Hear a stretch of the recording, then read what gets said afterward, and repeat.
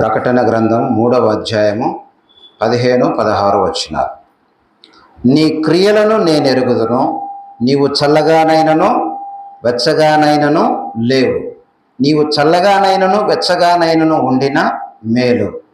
నీవు వెచ్చగానైనను చల్లగానైనను ఉండక నులివెచ్చనగా ఉన్నావు గనక నేను నిన్ను నా నోట నుండి ఉమ్మివేయనుద్దేశించుచున్నాను. ప్రియ దేవుని బిడ్డలారా, ఈరోజు దేవుని వాక్యములో నుండి ఒక చాలా ప్రాముఖ్యమైనటువంటి మన ఆత్మీయ జీవితాలను కదిలించే ఒక సత్యాన్ని మనం ధ్యానించబోతూ ఉంటున్నాం.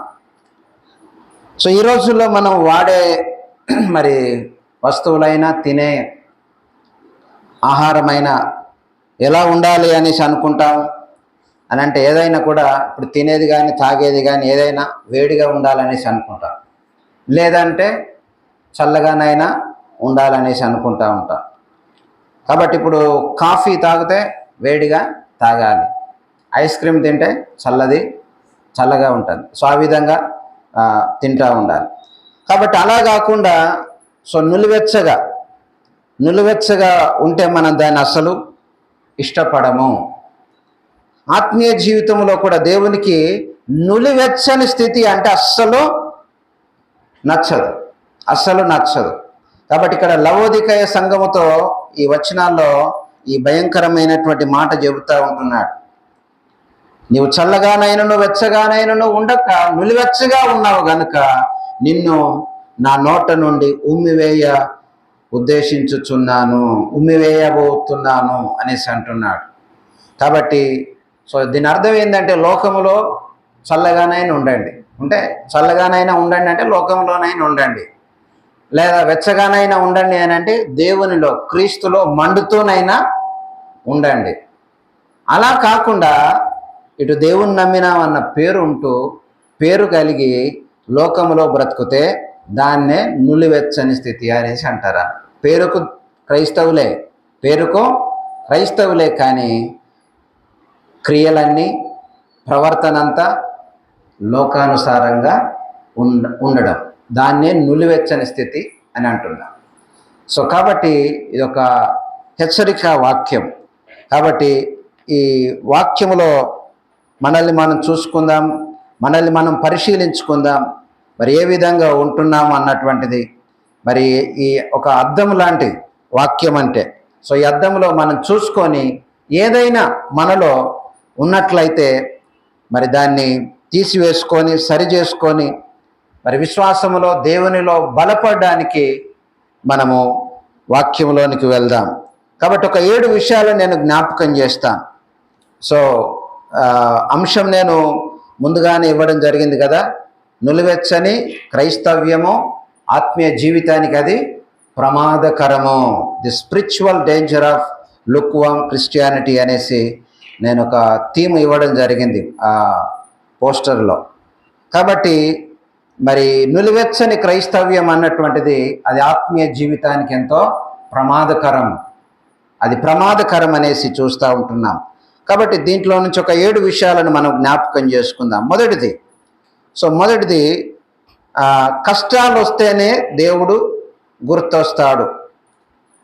ఏంటిది ఇది అని అంటే ఈ నులివెచ్చని క్రైస్తవులలో కనిపించే 7 లక్షణాలు ఇవి. ఓకే, ఎవరు నులివెచ్చని క్రైస్తవులు అని అంటే వాళ్ళలో ఈ 7 లక్షణాలు కనబడతాయి. 7 లక్షణాలలో ఏదైనా మనలో ఉన్నదేమో చూసుకుందాం, దేవుని వాక్యములో సరిచూసుకుందాం.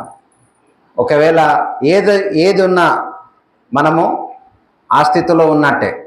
అందుకే దాంట్లో నుంచి పరిశీలన చేసుకుందాం. ఎవరు అని అంటే ఫస్ట్ కష్టాలు వస్తేనే దేవుడు గుర్తొస్తాడు. సో డేంజర్ జోన్ క్రిస్టియానిటీ అన్నట్టు ఇది. కష్టాలు వస్తేనే దేవుడు గుర్తొస్తాడు వాళ్ళకు.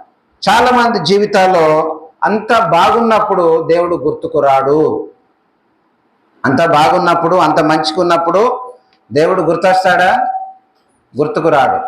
ఏదైనా కష్టం వస్తేనే, ఏదైనా అనారోగ్యం వస్తేనే, ఏదైనా ప్రమాదము జరిగితేనే దేవుడు గుర్తుకొస్తూ ఉంటాడు. సమస్యలు చుట్టుముట్టినప్పుడే, లేవలేనటువంటి స్థితిలో, అప్పులలో, మరి అలాంటి పరిస్థితులలో కూరుకుపోయినప్పుడే, అప్పుడు మాత్రమే మోకాల్లోని ప్రార్థించి కన్నీరు కార్చి, అయ్యా నా కోసం ప్రార్థన చేయండి అని సేవకుల దగ్గరకు వచ్చి, మందిరానికి వచ్చి మొరపెట్టుకుంటూ ఉంటారు.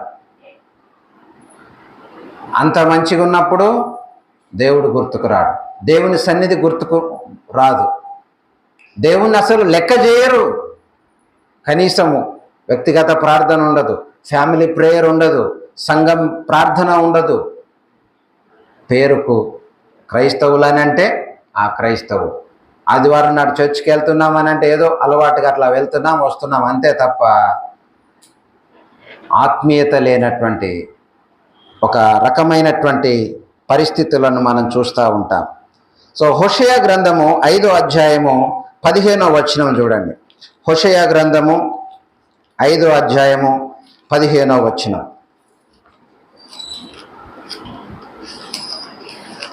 వారు మనస్సు త్రిప్పుకొని నన్ను వెదకు వరకు నేను తిరిగి నా స్థలములకు పోవుదును.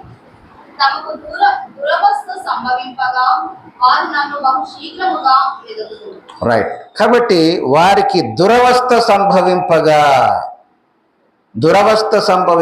వారు నన్ను శీఘ్రముగా వెతుకుతురు. వారు మనసు తిప్పుకొని నన్ను వెదికే వరకు కూడా నేను నా స్థలమునకు పోవుదును. సో ప్రభు అంటున్నటువంటి మాట, ఆయన అంటున్నాడు, వారు తమ యొక్క అపరాధాలను ఒప్పుకొని, వారి యొక్క పాపమును ఒప్పుకొని ఎప్పుడైతే వారు నన్ను వెతుకుతారో ఆ వెదికే వరకు కూడా నేను వాళ్ళ వైపు చూడను అనేసి అంటున్నాడు.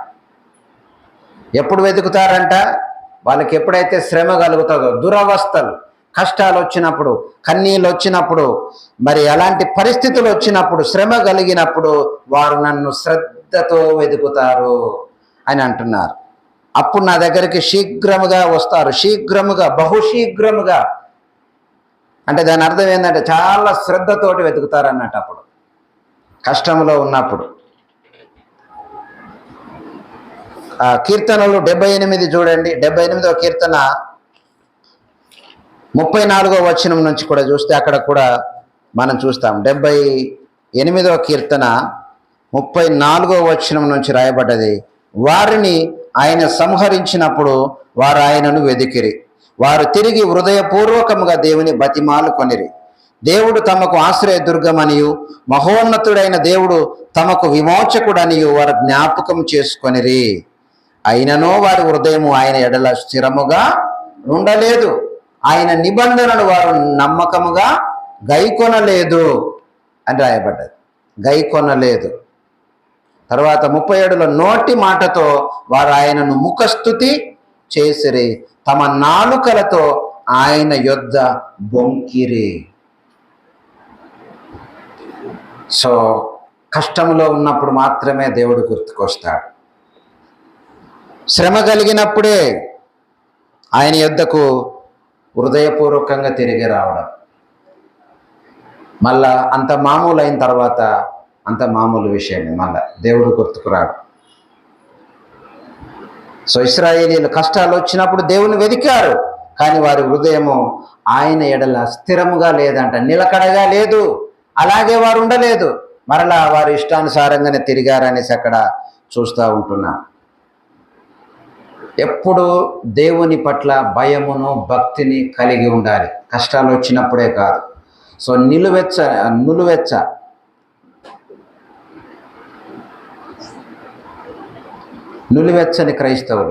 నులివెచ్చని క్రైస్తవులు ఈ విధంగా ఉంటారంట. కాబట్టి మరి వారు సో అనుకూల సమయంలో దేవుణ్ణి నిర్లక్ష్యం చేసి ప్రతికూల సమయాలు వచ్చినప్పుడు మాత్రము దేవుణ్ణి వెదకడం, అప్పుడు మాత్రమే వెదకడం అన్నటువంటిది అది నిజమైనటువంటి భక్తి కాదు. అది నిజమైన భక్తి కాదు, అది స్వార్థం. అది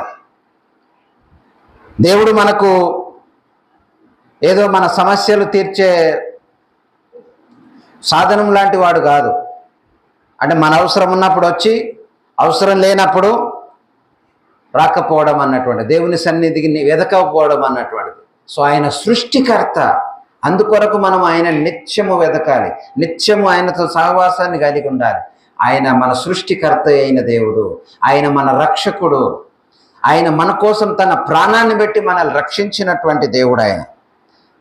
కాబట్టి మరి ఎల్లప్పుడూ కూడా మనము మరి ఆయనకు కృతజ్ఞత కలిగి జీవించాలి, ఆయనకు కృతజ్ఞత కలిగి జీవించాలి. మనం కష్టాలు వచ్చినప్పుడే దేవుడు గుర్తుకు రావడం కాదు, ఎప్పుడు మనం గుర్తు చేసుకోవాలి, కృతజ్ఞత కలిగి జీవించాలి. వాక్యములో ఉంది కదా, ఎల్లప్పుడూ కృతజ్ఞతాస్తుతులు చెల్లించుడి, ఇది మీ విషయంలో దేవుని చిత్తము. ప్రతి విషయంలో కూడా ఎల్లప్పుడూ కృతజ్ఞతలు చెల్లించాలి. అంటే ఏంది? దేవుని జ్ఞాపకం చేసుకోవాలి, దేవునికి కృతజ్ఞత కలిగి మనము జీవించాలి. కాబట్టి సో ఇది కష్టాలు వస్తేనే దేవుడు గుర్తొస్తాడు. నిలువెచ్చని క్రైస్తవులలో ఉండే ఒక లక్షణం ఇది. సో ఇది వీళ్ళు చాలా డేంజర్ జోన్లో ఉన్నటువంటి క్రిస్టియన్స్ అనేసి ఈ వాక్యం చెబుతూ ఉంటున్నది. కాబట్టి వాళ్ళు మళ్ళా శ్రమలు వచ్చినప్పుడే వస్తారు. నెక్స్ట్ రెండవదిగా మనం చూస్తే సెకండ్ పాయింట్, నిలువెచ్చని క్రైస్తవులలో కనిపించే మరొక లక్షణం ఏంటిదేనంటే, సెకండ్, దేవునికి ఏమి ఇవ్వరు కానీ దేవుడే అన్ని ఇవ్వాలి అని అనుకుంటారు. సెకండ్ పాయింట్, దేవునికి ఏమి ఇవ్వరు కానీ దేవుడే అన్ని ఇవ్వాలి అని అనుకుంటారు. సో వీళ్ళు ఫ్రీ గిఫ్ట్ క్రిస్టియానిటీ. సో వీరిని ఈ విధంగా పోల్స్తూ ఉంటున్నారు, ఫ్రీ గిఫ్ట్ క్రిస్టియానిటీ. దేవునికి ఏమి ఇవ్వరు కానీ దేవుడే అన్ని ఇవ్వాలని అనుకుంటారు. సో దేవుని కొరకు మరి సమయాన్ని, ధనాన్ని, లేదా వారికి ఉన్నటువంటి తలాంతులను కూడా ఇవ్వడానికి, వాటిని వెచ్చించడానికి వాళ్ళకు మనసు రాదు, వారికి మనసు రాదు. మరి చర్చి పరిచర్యలో ఏమాత్రం కూడా పాలు పొందరు, కానీ వారి జీవితంలో దేవుడు మాత్రము అన్ని అద్భుతాలు చేయాలి, అన్ని కార్యాలు చేయాలి, ఆరోగ్యం ఇవ్వాలి, అడిగినదల్లా ఇవ్వాలి, అన్నీ ఇవ్వాలి దేవుడు మాకు, కానీ మేము మాత్రం ఏమి చేయము, ఏమి ఇవ్వము అని అనుకునే బాపతి క్రైస్తవులు అన్నట్టు వీరు. సో మలాకి 3వ అధ్యాయము 8వ వచనంలో అక్కడ రాయబడి ఉంటున్న, మానవుడు దేవుని యొద్ద దొంగిలునా. సో మనం దేవునికి ఇవ్వాల్సినటువంటిది దేవునికి ఇవ్వాలి, మనం దొంగతనం చేయకూడదు. సో మనం దొంగలము కాకూడదు అని దేవుని యొక్క వాక్యము చెబుతూ ఉంటున్నది. కాబట్టి ఎప్పుడు ఆయన మనకు ఇస్తూనే ఉన్నాడు. సో బట్ ఆయన మనకిచ్చినటువంటి దాంట్లో మనము తిరిగి ఆయనకి ఇవ్వడానికి చాలా ఇబ్బంది పడుతూ ఉంటారు అన్నట్టు, చాలా కష్టం అనిపిస్తూ ఉంటుంది కదా. ఆ విధంగా ఉండడానికి వీల్లేదు. సో హృదయపూర్వకంగా, కృతజ్ఞతతో, సంతోషముతో దేవునికి మనం ఇచ్చేవారంగా ఉండాలి. మత్తయి సువార్త 25వ అధ్యాయంలో 24 నుంచి 30 వచనాల వరకు కూడా అక్కడ ఒక ఉపమానం చెప్పబడ్డది. ఒక్క తలాంతును మరి దాచిపెట్టినటువంటి సోమరి అయినటువంటి చెడ్డ దాసుని యొక్క ఉపమానం అక్కడ చూస్తూ ఉంటున్నాం. సో వాడు యజమాని కొరకు ఏమీ చేయలే కదా. 2 తలాంతుల వాడు, 5 తలాంతులు ఉన్నటువంటి వ్యక్తులు వారు ఎంతో కొంత చేశారు. వాళ్ళు దేవుని కోసము వారు చేయగలిగారు, వాళ్ళు సంపాదించగలిగారు, వారు ఇవ్వగలిగారు. కానీ ఈ 1 తలాంతు ఉన్నటువంటి వాడు ఏమీ దాచిపెట్టలేదు, ఏమి ఇవ్వలేదు. సోమరివైన చెడ్డ దాసుడా అనేసి అక్కడ అంటాడు. కాబట్టి మరి యజమానుడు కఠినుడు అనేసి ఇంకా సాకులు చెప్తా ఉంటాడు అతను. కాబట్టి సో మనం దేవుని రాజ్యం కొరకు విత్తకుండా కోత కొయ్యాలనేసి చూడడము నిజంగా అది ఆత్మీయ బద్ధకం అది. సో దేవుడు మన యొక్క హృదయాన్ని, మన యొక్క సమర్పణను చూస్తాడు. కాబట్టి ఏదో కేవలం మనము మేలు పొందుతూ, మనం దీవించబడుతూ, మనం వాక్యాన్ని వింటూ, మనం ఆశీర్వదించబడుతూ, మరి అన్నీ దేవుడు నాకు ఇది కావాలి, అది కావాలని ప్రార్థన చేస్తూ మరి దేవుడు ఇస్తూ ఉంటున్నాడు. బట్ తిరిగి మనం ఆయనకి ఏమి ఇవ్వగలుగుతూ ఉంటున్నాం? ఆయన పరిచర్య కొరకు మనం ఏమి ఇవ్వగలుగుతూ ఉంటున్నాం? సంఘ అవసరతల కోసం మనం ఏమి ఇవ్వగలుగుతూ ఉంటున్నాం? ఈ పరిచర్య ముందుకు జరగడానికి మనము ఏమి వెచ్చించగలుగుతూ ఉంటున్నాం? సో మనం జ్ఞాపకం చేసుకోవాలి. సో మనము పొందుకుంటున్నటువంటి మనము తిరిగి ఏమైనా ఇవ్వగలుగుతూ ఉంటున్నామా అన్నటువంటిది మనం జ్ఞాపకం చేసుకోవాలి. కాబట్టి నులివెచ్చని క్రైస్తవుల జీవితంలో ఉండే లక్షణం ఏంటిది అని అంటే, వారు ఏమీ ఇవ్వరు, కానీ తిరిగి అన్నీ దేవుని నుండే కావాలని కోరుతూ ఉంటారు, పొందుకోవడానికి వారు ఇష్టపడుతూ ఉంటున్నారు. సో అలాంటి లక్షణం మనలో ఉండడానికి వీల్లేదు. సో మనము దేవునికి ఇచ్చేవారంగా ఉండాలి. సో ఇది రెండవది. నెక్స్ట్ థర్డ్ వన్, మూడవది ఏంటిది అని అంటే ఆదివారం భక్తులు. మూడవది, ఆదివారం భక్తులు మిగతా 6 రోజులు రిక్తులు. ఆదివారం భక్తులు మిగతా 6 రోజులు రిక్తులు. సో వీళ్ళని సండే క్రిస్టియన్స్ అని అంటారు, సండే క్రిస్టియన్స్. సో ఆదివారం వస్తే చాలు, చాలా పద్ధతిగా బైబిల్ పట్టుకొని చర్చికి వస్తారు, చర్చికి వెళ్తారు. సో అక్కడ చాలా భక్తిగా కనిపించడం. కానీ సోమవారం నుండి శనివారం వరకు వారి ప్రవర్తనలో ఏముంటుంది? భయం ఉండదు, భక్తి ఉండదు. వారి ప్రవర్తన, వారి మాటలు, వారి చూపులు, వారి క్రియలు అన్నీ కూడా కంప్లీట్గా లోకానుసారంగానే ఉండడం, కంప్లీట్గా లోకానుసారంగా ఉండడం, వారికి నచ్చినట్టుగా వారు జీవించడం అన్నట్టు, వారికి నచ్చినట్టు వారు జీవించడం. కానీ ఆదివారం రాగానే బైబిల్ దుమ్ము దులుపుకొని చర్చికి రావడం, సండే క్రిస్టియన్స్. ఇది నులివెచ్చని క్రైస్తవులలో ఉండే లక్షణము. తీతుకు రాసిన పత్రిక 1వ అధ్యాయము 16వ వచనం చూడండి. తీతుకు రాసిన పత్రిక 1వ అధ్యాయము 16వ వచనం. దేవుని ఎరుగుమని వారు చెప్పుకొందురు గాని అసభ్యులను అవిధేయులను ప్రతి సత్కార్యము విషయము భ్రష్టులై ఉండి తమ క్రియల వలన ఆయనను ఎరగమన్నట్టున్నారు. రైట్. కాబట్టి దేవుణ్ణి ఎరుగుదమని వారు చెప్పుకొందరు, కానీ దేవుని దృష్టికి ఎలా ఉన్నారట? అసహ్యులను అవిధేయులను ప్రతి సత్కార్య విషయం భ్రష్టులనై ఉండి తమ క్రియల వలన ఆయనను ఎరగమన్నట్టుగానే ఉన్నారు. తన ప్రవర్తన వలన ఆయనను ఎరగమన్నట్టుగానే ఉన్నారు. తమ మాటల వలన ఆయనను ఎరగమన్నట్టుగానే ఉన్నారు.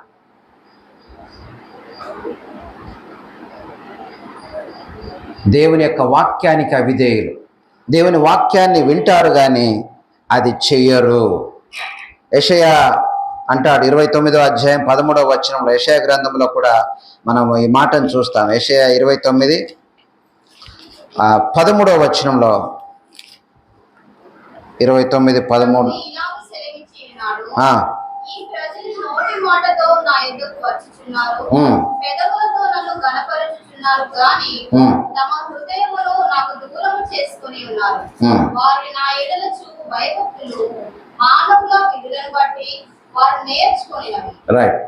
సో ఇది ఏదో మానవుల విధులను బట్టి నేర్చుకున్నటువంటివే. ఆ నేర్చుకున్నటువంటి దాన్ని బట్టి నోటి మాటలతో నా దగ్గరికి వస్తున్నారు, పెదవులతో నన్ను గణపరుస్తున్నారు, బట్ హృదయమో నాకు దూరంగా ఉన్నది అని అంటున్నాడు. నా ఎడల భయభక్తులు వారు చూపట్లేదు. జస్ట్ ఏదో అది మీదికి కనబడుతున్నటువంటిగా, అది ఇలా ఉండాలి, ఇలా చేయాలని మానవ పద్ధతులను బట్టి నేర్చుకున్నటువంటిదిగానే చేస్తున్నారు తప్ప హార్ట్ఫుల్గా, హృదయపూర్వకంగా, మనస్ఫూర్తిగా చేయట్లేదు. ఎవరు వీళ్ళు? నులివెచ్చని క్రైస్తవులు. ఇలా చేసేటోళ్ళు ఎవరు? నులివెచ్చని క్రైస్తవులు. నిజంగా మనం యథార్థంగా, హృదయపూర్వకంగా మనం ప్రభువును ఆరాధిస్తూ ఉన్నట్లయితే, మన హృదయాన్ని దేవునికి సమర్పిస్తున్నట్లయితే మనం నిజమైన క్రైస్తవులమే, దేవుడు మెచ్చే క్రైస్తవులమే, దేవుడు మన యందు ఆనందించే క్రైస్తవులమే. అలా కాకుండా నోటి మాటలే, ఆచారము, అలవాటుగా ఏదో పైన భక్తిలాగా మనం వస్తూ ఉంటున్నట్లయితే, దేవుని వాక్యానికి విధేయత చూపనటువంటి వారంగా ఉంటున్నట్లయితే నులివెచ్చని క్రైస్తవ జీవితమే, నులివెచ్చని క్రైస్తవ జీవితం. కాబట్టి క్రైస్తవ్యం అనేది ఆదివారం నాడు మాత్రమే పాటించే మతం కాదు. అది అనుదినము మనము జీవించే ఒక జీవిత విధానం. క్రిస్టియానిటీ అని అంటే ఏంటిది? ప్రతిరోజు కూడా మనం జీవించే జీవిత విధానం అది, జీవిత విధానం అది. కాబట్టి చర్చిలో ఈ 4 గోడలు చూపించే భక్తి కంటే కూడా లోకములో మనం జీవించే భక్తి అన్నటువంటిది చాలా ముఖ్యం అని బైబిల్ చెబుతుంది. అంటే మన ప్రవర్తన ద్వారా, మన మాటల ద్వారా, మన క్రియల ద్వారా మనం దేవుణ్ణి ఘనపరచాలి, దేవుణ్ణి మనం మహిమపరచాలి. క్రైస్తవులు, పేరుకు క్రైస్తవులుగా ఉన్నటువంటి వారు, సో ఈ నులివెచ్చని క్రిస్టియన్స్ ఎలాగనంటే, సో దీన్ని ఏమంటారు అని అంటే డబుల్ గేమ్ క్రిస్టియానిటీ అనేసి అంటారు అన్నట్టు. సో ద్వంద్వ వైఖరి, ద్వంద్వ మనస్సు, డబుల్ గేమ్. సో ఆదివారం నాడు చర్చిలో ఇలా, మళ్ళా బయటికి వెళ్తే మిగతా 6 రోజులు అలాగా వాళ్ళకి ఇష్టం వచ్చినట్టుగా ఉండడం అన్నట్టు. సో ఇంకో మాట కూడా చెప్తా డబుల్ గేమ్ అన్నదానికి, అదే యాకోబు పత్రిక 3:10 చూడండి. యాకోబు పత్రిక 3:10.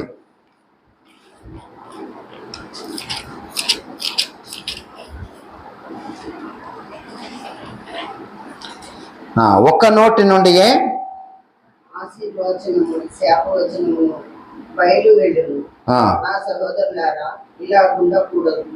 రైట్. కాబట్టి ఓకే, 9వ వచనంలో చూస్తే అక్కడ ఉన్న, దీనితో తండ్రి అయిన ప్రభువును స్తుతింతుము, దీనితోనే దేవుని పోలికగా పుట్టిన మనుషులను శపింతుము. ఒక్క నోటి నుండియే ఆశీర్వచనమును శాపవచనమును బయలువెళ్ళును. నా సహోదరులారా ఇలాగుండకూడదు. నీటి బుగ్గలో ఒక్క జల నుండియే తీయని నీరును చేదు నీరును ఊరునా? నా సహోదరులారా అంజూరపు చెట్టున ఒలివ పండ్లైనను ద్రాక్ష తీగెను అంజూరపు పండ్లైనను కాయునా? అటువలనే ఉప్పు నీళ్ళలో నుండి తీయని నీళ్లను ఊరవు. కాబట్టి ఒక్క నోటి నుండే ఇక్కడ ప్రభుని స్తుతిస్తున్నాం. తర్వాత బయటికి వెళ్ళిన తర్వాత నానా బూతులు మాట్లాడేవాళ్ళు, అనరాని తిట్లు తిట్టేవాళ్ళు, అబద్ధాలు చెప్పేవాళ్ళు. వీళ్ళు ఏం చేస్తున్నారు అని అంటే ద్వంద్వ వైఖరి అన్నట్టు. కాబట్టి ఇది ఉండకూడదు. సో మనము మరి దేవుని పిల్లలంగానే మనం ఉండాలి, దేవుని పిల్లలంగానే మనము ఉండాలి. సో దేవుని వాక్యానికి లోబడాలి. సో చక్కని వాక్యాలు మరి ప్రతిరోజు వాట్సాప్లో కానీ సోషల్ మీడియాలో పోస్ట్ చేస్తూ ఉంటున్నాం కదా. మరి చక్కని స్టేటస్లు పెడతా ఉంటారు, చక్కని స్టేటస్లు, మంచి పోస్టులు పెడతా ఉంటారు. బట్ దానికి అనుగుణంగా వాక్యానుసారంగా జీవితాలు ఉంటున్నాయా? సో జ్ఞాపకం చేసుకోవాలి. కాబట్టి మిగతా 6 రోజులు మన యొక్క జీవితం ఎలా ఉంటున్నది, ఏం చూస్తూ ఉంటున్నాం, టీవీలో ఏం చూస్తున్నాం, ఫోన్లలో ఏం చూస్తూ ఉంటున్నాం, ఎలా ప్రవర్తిస్తూ ఉంటున్నాం? సో దేవునికి భయపడుతూ జీవిస్తున్నామా, భయము భక్తి కలిగి ఉంటున్నామా? అది మనం జ్ఞాపకం చేసుకుందాం. కాబట్టి ఆదివారం భక్తులు, మిగతా 6 రోజులు రిక్తులు, సండే క్రిస్టియన్స్. సో వీళ్ళు నులివెచ్చని క్రైస్తవులు. నులివెచ్చని క్రైస్తవులలో కనిపించే లక్షణం ఏది? అలాంటి వైఖరి ఏదైనా మనలో ఉన్నదా? జ్ఞాపకం చేసుకుందాం. నెక్స్ట్ 4వదిగా మనం చూస్తే 4th వన్, పవిత్రత కంటే సరదాలకే ఎక్కువ ప్రాధాన్యతనిస్తారు. నులివెచ్చని క్రైస్తవులకు ఉండే మరో లక్షణం ఏంటంటే పరిశుద్ధత కంటే సరదాలకే ఎక్కువ ప్రాధాన్యతను ఇస్తారు. Pleasure over holiness. పవిత్రత కంటే సరదాలకు ఎక్కువగా ప్రాధాన్యతనిస్తారు. 2 తిమోతి 3వ అధ్యాయము 4వ వచనం చూడండి. 2 తిమోతి 3వ అధ్యాయము 4వ వచనం.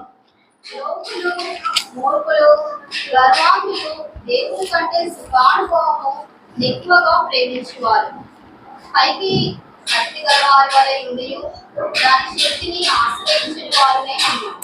ఇటు వారికి విముఖుడవై ఉండుము. రైట్. వీళ్ళు ఏం చేస్తారంట? దేవుని కంటే సుఖానుభవము ఎక్కువగా ప్రేమించువారు.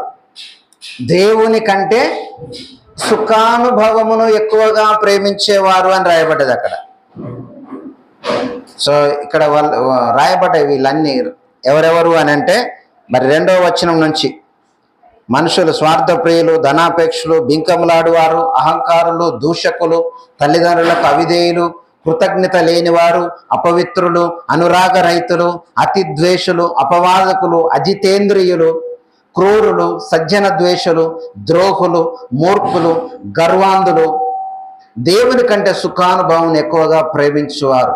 పైకి భక్తి గల వారి వలె ఉండి దాని శక్తిని ఆశ్రయించని వారునై ఉందురు. ఇట్టి వారికి విముఖుడవై ఉండు. అలాంటి వారితో సోపజేయకు అని చెప్తున్నాడు అక్కడ. కాబట్టి దేవుని కంటే సుఖానుభవం ఎక్కువగా ప్రేమించేవారు, పరిశుద్ధతను కలిగి ఉండనటువంటి వారు, దేవునికి భయపడినటువంటి వారు. దేవుని వాక్యం చెబుతుంది ఏంటంటే, 1 పేతురు 1:15-16 వచనాలలో, నేను పరిశుద్ధుడని గనుక మీరును పరిశుద్ధులై ఉండుడి. నేను ఏ విధంగా పరిశుద్ధుడనై ఉన్నానో మీరును అలాగే పరిశుద్ధులై ఉండుడి అని దేవుని వాక్యం చెబుతా ఉన్నప్పుడు, సో క్రైస్తవులంగా మన బాధ్యత, మన పని ఏంటిది అని అంటే పరిశుద్ధంగా జీవించడం. ఆ పరిశుద్ధంగా జీవించడం కోసం మనము దేన్నైనా వదిలేసుకోవాలి, ఎలాంటి స్థితినైనా మనం అనుభవించాలి. యోసేపు పరిశుద్ధతను కాపాడుకోవడం కోసం నిందలు కూడా అనుభవించాడు కదా, జైలుకు కూడా వెళ్ళాడు. పరిశుద్ధతను కాపాడుకోవాలి. అలా కాకుండా మన శరీరాన్ని పాడు చేసుకోకూడదు. అది తాగేదైనా, తినేదైనా, శరీరాశలైనా, నేత్రాశలైనా, ఏదైనా కావచ్చు. మనము మరి వాటికంటే కూడా దేవునికి, పరిశుద్ధతకు ప్రాధాన్యతను ఇచ్చేవారంగా ఉండాలి. కాబట్టి మరి ఆరోగ్యాన్ని పాడు చేసుకోకూడదు, అపవిత్రం అయిపోకూడదు. మరి కొన్ని శరీరాన్ని పాడు చేసుకునేటివి ఉంటాయి, తాగడం కావచ్చు, ఇలాంటిది ఏదైనా. అలాంటి వాటిని బట్టి శరీరాన్ని పాడు చేసుకుంటున్నటువంటి వారు ఉంటున్నారు. కాబట్టి వాళ్ళకేంటిది అని అంటే సరదాలు ఎక్కువ, దేవుని కంటే కూడా సరదాలు ఎక్కువ. పరిశుద్ధతను కాపాడుకోవడం కంటే కూడా మరి అవన్నీ కూడా చేస్తారు. మళ్ళీ వచ్చేసి నేను క్రైస్తవుని అంటారు. కొన్ని చర్చెస్లో మనం చూస్తూ ఉంటాం, బయట తింటారు, తాగుతారు, అన్నీ చేస్తారు. మళ్ళీ ఆదివారం వస్తే నేను చక్కగా బైబిల్ పట్టుకొని వస్తారు. వీళ్ళ నులివెచ్చని క్రైస్తవ లక్షణాలు ఇవన్నీ కూడా, నులివెచ్చని క్రైస్తవ లక్షణాలు. నెక్స్ట్ ఐదవదిగా మనం చూస్తే, పైకి దేవుని బిడ్డలే కానీ లోపల సాతానుకు దాసులు. 5వ పాయింట్, పైకి దేవుని బిడ్డలే కానీ లోపల సాతానికి దాసులు. Secret agents of enemy. శత్రువుకు సీక్రెట్ ఏజెంట్లాట వీళ్ళు. పైకి దేవుని బిడ్డలుగా ఉంటూ లోపల మాత్రము సాతానుకు ఏజెంట్లుగా పనిచేసేవాళ్ళు. 1 యోహాను 3:8 వాక్యం. 1 యోహాను 3:8 అపవాది మొదటి నుండి పాపం చేయుచున్నాడు గనుక పాపం చేయువాడు అపవాది సంబంధి. అపవాది యొక్క క్రియలను లయపరచుటకే దేవుని కుమారుడు ప్రత్యక్షమాయను. అపవాది పాపం చేస్తున్నాడు, అది వాని యొక్క పని. మరి పాపం చేసేవాడెవడు? మనుషులు. పాపం చేసే మనుషులు ఎవరంట? పాపం చేయువాడు అపవాది సంబంధి. అపవాదికి చెందినటువంటి వాడు పాపం చేసేవాడు అపవాది సంబంధి. సో ఇక్కడ పైకి నేను రక్షించబడ్డాను, నేను బాప్తిసం పొందాను అని చెప్పుకుంటారు. కానీ హృదయంలో మాత్రము సాతాను గుణాలైనటువంటి కుళ్ళు, కుతంత్రాలు, పగలు, అసూయలు, ద్వేషములు, కోపము, ఇవన్నీ కూడా ఉంటాయి. వ్యభిచార తలంపులు, పాపపు తలంపులు, ఇతరులపైన నిందలేయడము, ఇతరులను అవమానపరచడము, ఇతరులను గురించి చెడ్డగా మాట్లాడడము, ఇవన్నీ కూడా సాతాను తలంపులు, సాతాను యొక్క ఆలోచనలు, సాతాను క్రియలు. మరి ఇవన్నీ మాట్లాడే వాళ్ళు, ఇలా ఉండేవాళ్ళు ఎవరంట? వీళ్ళంతా కూడా సాతాను సంబంధులే. మరి పైకి నేను రక్షించబడ్డాను, బాప్టిజం పొందాను, చర్చికి వెళ్తున్నాను, కానీ ఇవన్నీ చేస్తున్నాను అని అంటే అప్పుడు దేవునికి దాసులు గారు. పైకి మాత్రమే, అందరికి కనబడ మాత్రమే క్రైస్తవులు, దేవుని పిల్లలు, కానీ వాస్తవానికి లోపల వారు సాతానుకు ఏజెంట్లు అంట. శత్రువు అయినటువంటి సాతానుకు ఏజెంట్గా పనిచేస్తున్నటువంటి వారు, దాసులుగా పనిచేస్తున్నటువంటి వారు. అందుకే ప్రభువా ప్రభువా అని పిలుచు ప్రతివాడును పరలోక రాజ్యంలో చేరడు గాని, మత్తయి సువార్త 7:21, మత్తయి సువార్త 7:21లో రాయబడ్డది. ప్రభువా ప్రభు అని పిలుచు ప్రతివాడు పరలోక రాజ్యంలో ప్రవేశించడు గాని, పరలోకమందున నా తండ్రి చిత్త ప్రకారం చేయువాడే ప్రవేశించును. మనం ఎవరి మాట వింటే వాళ్ళకే దాసులం, దేవుని మాట వింటే దేవునికే దాసులం, సాతాను మాట వింటే సాతానుకే దాసులు. రోమాపత్రిక 6:16 చూడండి. రోమాపత్రిక 6:16లో రాయబడ్డది, లోబడుటకు దేనికి మిమ్మును మీరు దాసులుగా అప్పగించుకొందురో అది చావు నిమిత్తముగా పాపమునకే గాని, నీతి నిమిత్తముగా విధేయతకే గాని దేనికి మీరు లోబడుదురో దానికే దాసులగుదురని మీరెరుగరా? మీరు దేనికి లోబడితే దానికే దాసులు. దేవునికి లోబడుతున్నారా? దేవునికి దాసులు. పాపానికి లోబడుతున్నారా? పాపానికే, సాతానికే దాసులు. కాబట్టి మనం ఏ స్థితిలో ఉన్నాం? సో నిలువెచ్చని క్రైస్తవ లక్షణం ఇది. ఈ లక్షణము మనలో ఏదైనా ఉన్నదా? జ్ఞాపకం చేసుకుందాం.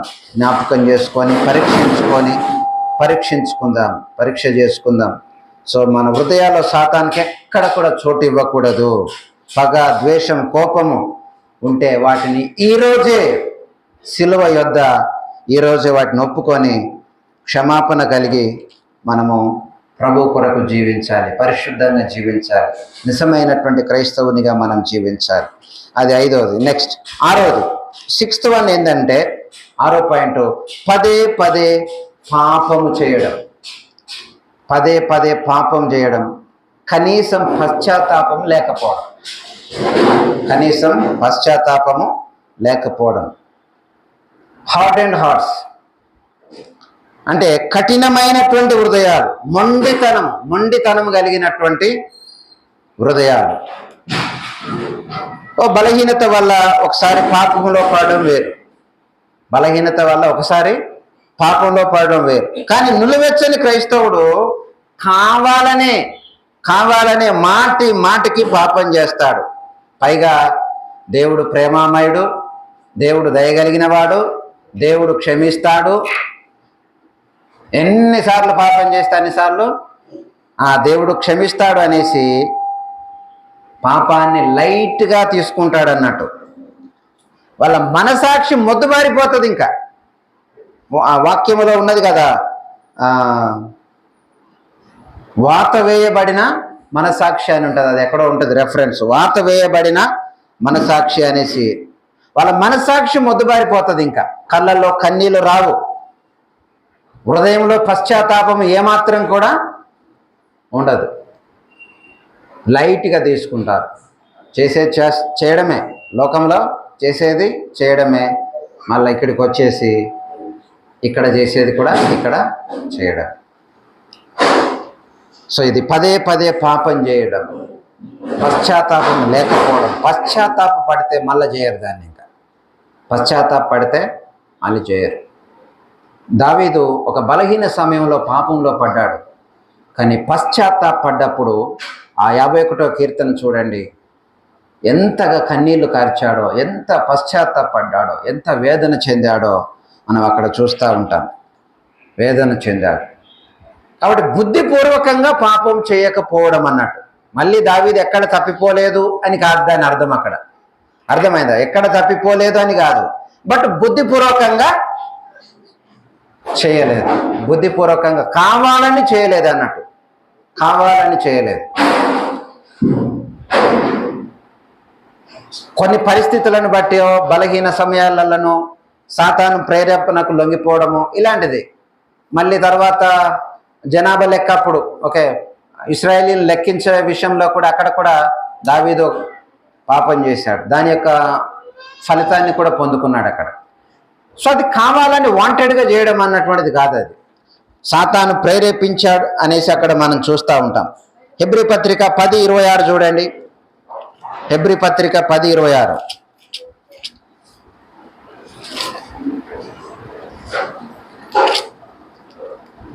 మనము సత్యమును గూర్చి అనుభవ జ్ఞానం పొందిన తరువాత బుద్ధిపూర్వకముగా పాపము చేసిన ఎడల పాపములకు బలి ఇకను ఉండదు కానీ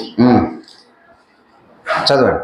న్యాయపు తీర్పులకు భయముతో ఎదురు చూచుటయు విరోధులను దహింపబోవు తీక్షణమైన అగ్నియు ఇకను ఉండును.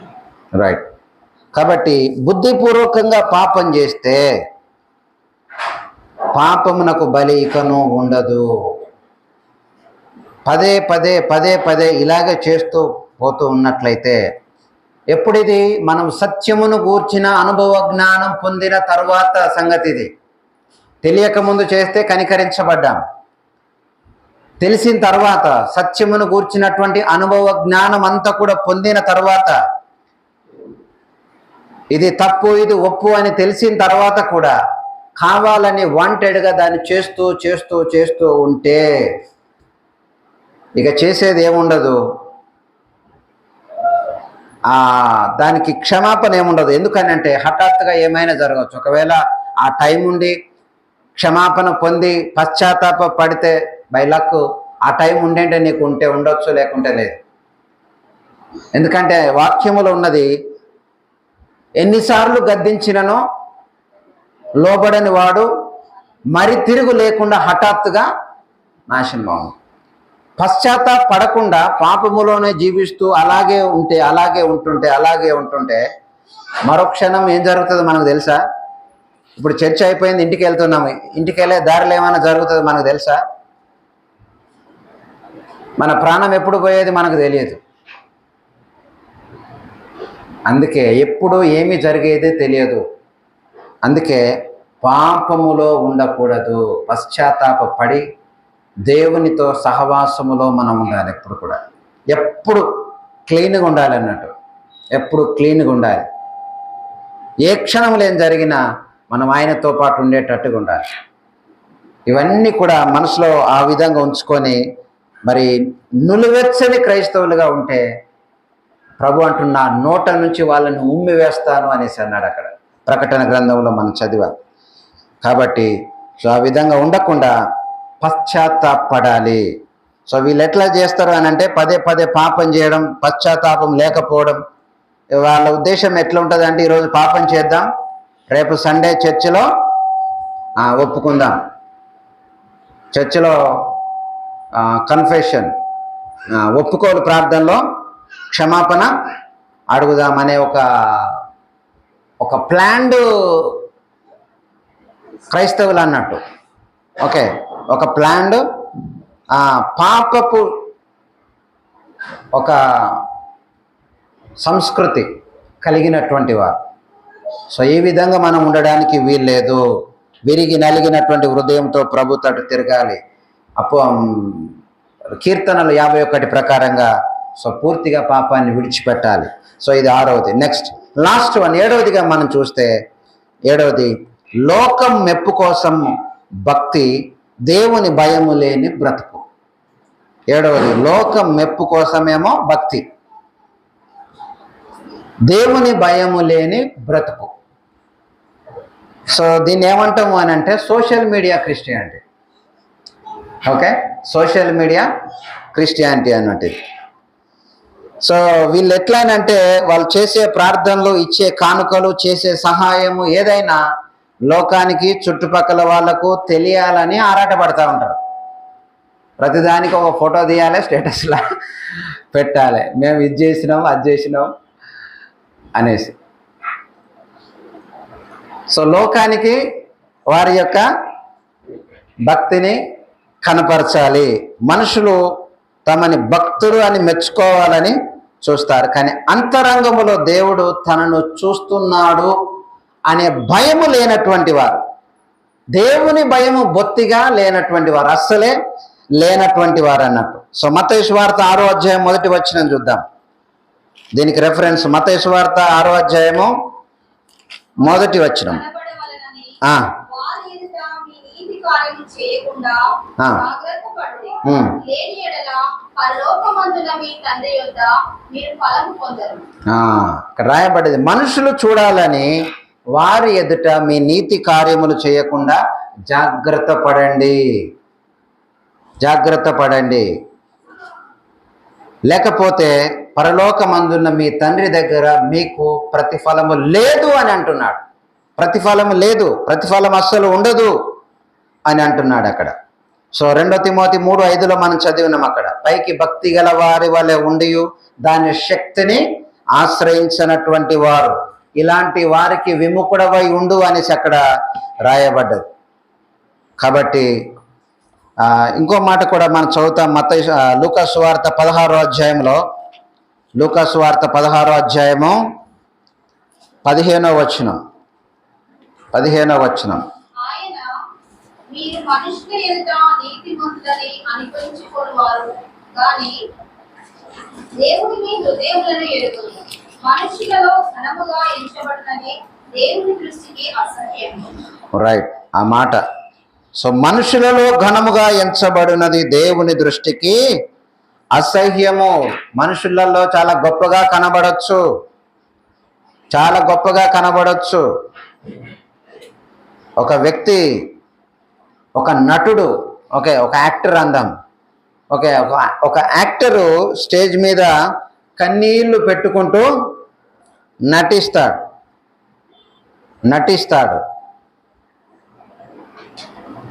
అది నటన, అది కదా. అంటే వాళ్ళ కన్నీళ్లు పెట్టుకుంటారు, ఏడుస్తారు, ఏదైనా చేస్తారు. బట్ అది కెమెరా ఆఫ్ కాగానే ఏమైపోతుంది, మళ్ళీ వాళ్ళ రూమ్లోకి వెళ్ళిపోయి నవ్వుకుంటారు. దీన్ని చేయడానికి ఎంత కష్టమైందో అనేసి నవ్వుకుంటూ ఉంటారు అన్నట్టు. సో అది సో ఈ వీళ్ళు కూడా ఈ నులివెచ్చని క్రైస్తవ్యంలో ఉన్నటువంటి ఈ క్వాలిటీ, లేకుంటే ఈ లక్షణం ఉన్నటువంటి వారు, ఈ లోకం మెప్పు కోసము భక్తి చేసే వాళ్ళు కూడా అట్లనే ఉంటారంట. చర్చిలో కానీ, సమాజంలో కానీ, బయట కానీ భక్తిగా నటించడము, కానీ వారి వ్యక్తిగత జీవితంలో దేవుని భయం బొత్తిగా ఉండదు, దేవుని భయం బొత్తిగా ఉండదు అన్నట్టు. కాబట్టి సో వీళ్ళకు ఈ నిలువెచ్చని క్రైస్తవునికి దేవుని తీర్పు కంటే కూడా మనుషులు ఇచ్చే సర్టిఫికెటే చాలా ముఖ్యం అన్నట్టు. దేవుడు హృదయాంతరంగము రహస్యమందు చూసే దేవుని కంటే కూడా. ఇప్పుడు వాక్యంలో ఏమున్నది? మత్తయి సువార్త 6లో రహస్యమందు చూచు మీ తండ్రి మీకు ప్రతిఫలం ఇస్తాడు. రహస్యమందు చూసే ఆ తండ్రి, ఆ దేవుని యొక్క ప్రతిఫలం కంటే కూడా వీళ్ళకి ఏం ముఖ్యమో? మనుషుల మెప్పే, మనుషులు ఇచ్చే సర్టిఫికెటే ముఖ్యం. సో మనము ఆ విధంగా ఉండడానికి వీల్లేదు. సో పైన భక్తి ఆచారాలు ఉంటాయి అలాంటి వ్యక్తిలో, కానీ హృదయం మార్చబడదు. కాబట్టి సో ఈరోజు మనము నిజమైనటువంటి భక్తి, దేవుడు మెచ్చే భక్తి, రహస్యములో దేవుడు నన్ను చూస్తున్నాడు. ఉదయకాలం ఒక చక్కని పాట పాడాం కదా, నేను కూర్చుండుట, నేను లేచుట అన్నీ నీవు చూస్తున్నావు అనేసి. సో అన్నీ ఆయన చూస్తున్నాడు.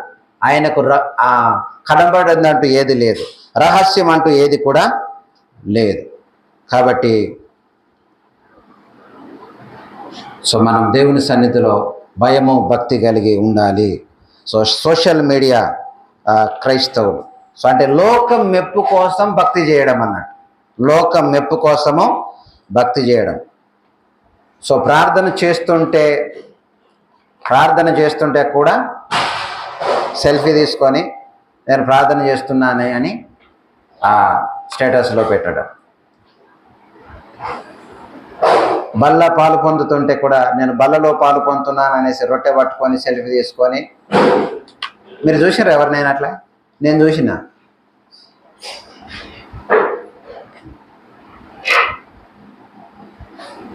మన మన చర్చి వాళ్ళే పెట్టిన వాళ్ళు ఉన్నారు అట్లా. వాళ్ళు రాలేదు అనుకో ఈరోజు, బతికిపోయారు.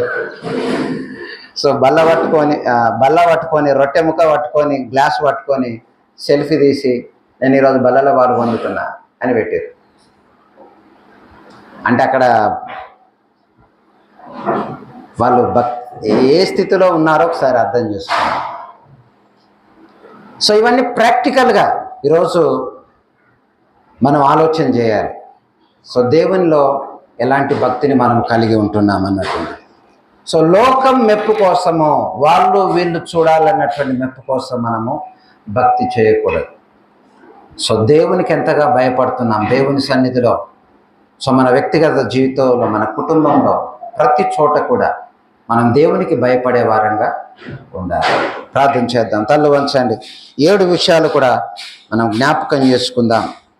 7 విషయాలు కూడా మనం జ్ఞాపకం చేసుకుందాం. మనల్ని మనం ప్రభు హస్తాలకు అప్పగించుకుందాం. నులివెచ్చని క్రైస్తవుని జీవితంలో ఉండే ఈ 7 ప్రమాదకరమైనటువంటి లక్షణాలు. సో వీటిని మనము దేవుని వాక్యము ద్వారా చూసాం. ఒకసారి మనల్ని మనం పరీక్షించుకుందాం. మరి మన కేవలం కష్టాలు వచ్చినప్పుడే దేవుడు గుర్తొస్తున్నాడా? దేవుని కొరకు మనం ఏమి చేయకుండా ఆయన నుండి మాత్రమే ఆశీర్వాదాలు మనం ఆశిస్తూ ఉంటున్నామా? ఆదివారం భక్తులుగా ఉంటూ మిగతా 6 రోజులు లోకంలో జీవిస్తున్నామా? పవిత్రత కంటే కూడా శరీర సుఖాలకే, సరదాలకే ఎక్కువ ప్రాధాన్యతనిస్తున్నామా? పైకి దేవుని బిడ్డలమని చెప్పుతూ మరి రహస్యంగా సాతాను క్రియలకు లోబడుతూ ఉంటున్నామా? జ్ఞాపకం చేసుకుంటాం. పాపం చేస్తున్నా కూడా మనసాక్షి గద్దించకుండా, పశ్చాత్తాపం లేకుండా మొద్దుబారిపోయామా? అంతరంగంలో దేవుని భయం లేకుండా కేవలం మనుషుల మెప్పు కోసం, సోషల్ మీడియా భక్తి కోసం నటిస్తూ ఉంటున్నామా? ఏ లక్షణమైన మనలో ఉంటే దయచేసి మనం సరి చేసుకుందాం. దేవుని సన్నిధిలో సరి చేసుకొని పశ్చాత్తాపడి, ప్రభువా నాకు తెలియక నేను ఇదిగో ఈ స్థితిలో ఉంటే ఇలా ఉన్నాను, ఇంతకాలం ఇలా చేశాను, నన్ను క్షమించు ప్రభువా, నన్ను క్షమించు తండ్రి, ఇక నుంచి నేను ఆ విధంగా ఉండను. దేవుని వాక్యం చెబుతుంది, నన్ను ప్రేమించు వారందరినీ నేను గద్దించి శిక్షిస్తున్నాను కనుక నీవు ఆసక్తి కలిగి మారు మనసు పొందు. ఆయన ఇప్పటికీ మనల్ని ప్రేమిస్తున్నాడు. ప్రియ దేవుని బిడ్డలారా, ఈ రోజుకు ఇప్పుడు కూడా దేవుడు మనల్ని ప్రేమిస్తున్నాడు. కాబట్టి ఈరోజు ఈ వాక్యం ద్వారా దేవుడు నీతో నాతో మాట్లాడాడు. దేవుడు మనతో మాట్లాడాడు.